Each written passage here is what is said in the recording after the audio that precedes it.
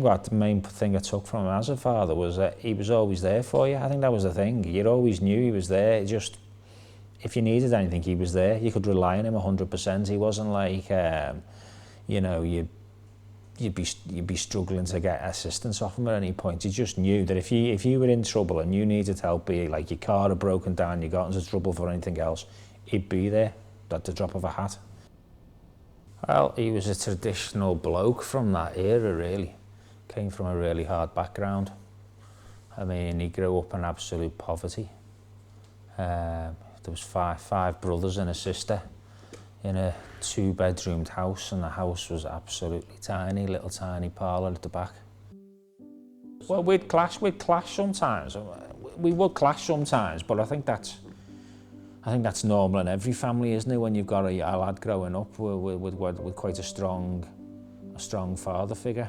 But we had a great relationship. I mean, 30 odd years after I grew up and I left home and I got my own house, 30 odd years, 30 plus years, until right to the very end before he died.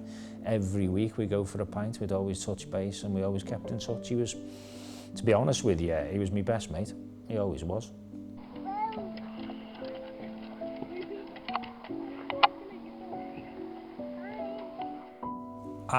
When your mum told me she was pregnant, I was made up.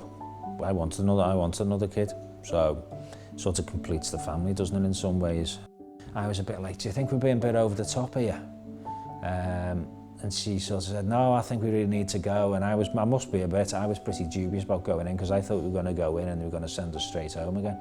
But we turned up with a suitcase and I was thinking, why am I carrying a suitcase? Because this is just pointless. And when we got there, I think if I remember rightly, she was like so many stages gone. You know, it wasn't just like it started, it'd been going on for a while. So yeah, you were taken in, and then I think you were born the early hours of the morning at some point, if I remember rightly. Yeah, I remember you coming out, and I think they wrapped him up. I wrapped you up and gave him to me, and I held you. I don't think you'd ever forget the first time. I mean, as you know, there's yourself, Alex, and James, and I think until you've actually, when a newborn baby, sounds a bit dramatic, but when a newborn baby makes eye contact with you, there's something about it. There's like a bonding thing that goes on between you. It's funny. It's just that, yeah, you're mine. My house is made here. My house is marked on a tree, so if you're a tree, if you're taller. And I remember walking the dog, and quite often you think, wow, this is a big responsibility coming on me, type of thing. But once the baby actually arrives, it's something else kicks in, and those sort of, well, for me, those sort of fears and anything, you know, any nerves you might have had about the thing, it's quickly replaced. First you get the overwhelming like feeling of, wow, this is mine, and it's mine to look after, and so that's my responsibility. But I mean, it's then taken over by the humdrum of everyday life with the baby, because it's a lot of work. You know, you're keeping them, getting them to sleep, feeding them, watering them, looking after them. That takes over as a day-to-day thing, really. So for me anyway, the psychological issue of like, oh, I'm a father, sort of goes out the window.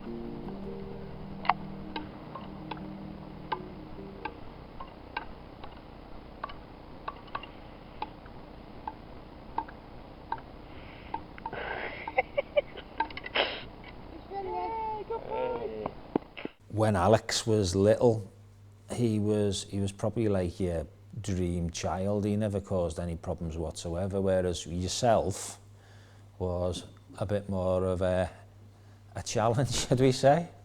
I mean, you know the story, I've recounted to you many times about when you ripped my keyboard off me, the keys off me laptop computer in the space of literally about 10 seconds of turning me back for absolutely no reason. But I also, it's a good example of what you were like. You were very demanding. I'll just being honest, you were. It was difficult in some ways because of the circumstances at the time. It wasn't like you were a little kid and we could just sit in the house and watch the telly and stuff. It was like we had to go and do stuff at the weekend, so which is great and nice, but it's difficult as well. Where I mean, well, that time we were in the middle of winter, like in November, dark November, freezing cold, and we're walking around Blackpool in pound shops just to just to pass the time. But it was good in its own way as well. So it's, you know, it was good because you'd always do something. So it'd be like we went around, saw all the football grounds, even if the match wasn't on, and then we go to random football matches like was it Bolton and Nottingham Forest or something. And then we'd well, obviously where we are here now in the APH, which has always played a big part of me, and all the football we always used to watch.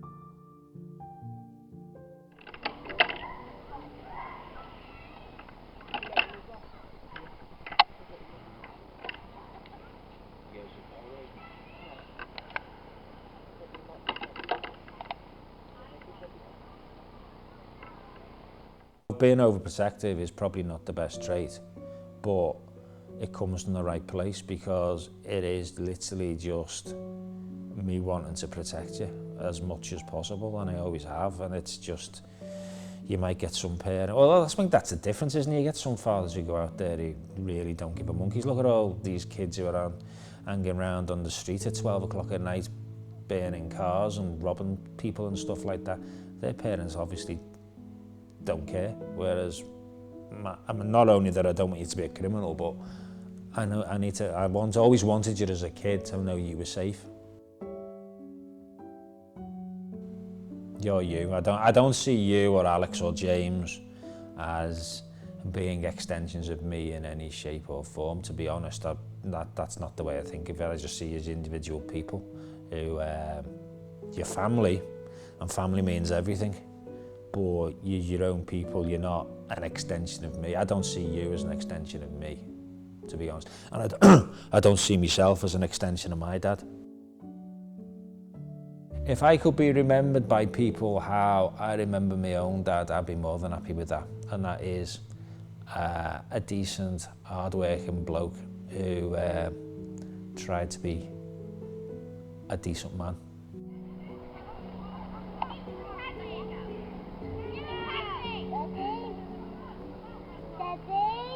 Go!